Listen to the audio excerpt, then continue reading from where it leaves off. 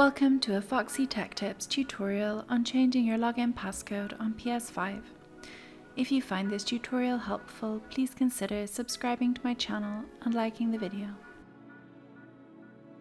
From the dashboard of PS5, move to the top and then go to the right until you get to Settings and open them.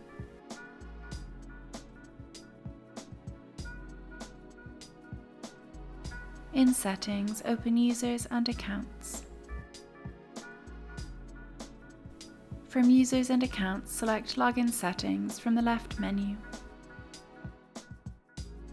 In Login Settings, select Change your PS5 passcode.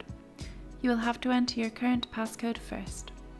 Once you have done that, you can enter your new passcode, and then enter it a second time to confirm it. Your PS5 account login passcode has been changed. And that draws an end to this tutorial. Please like the video if you found it helpful and subscribe to Foxy Tech Tips for more PS5 tips and tricks.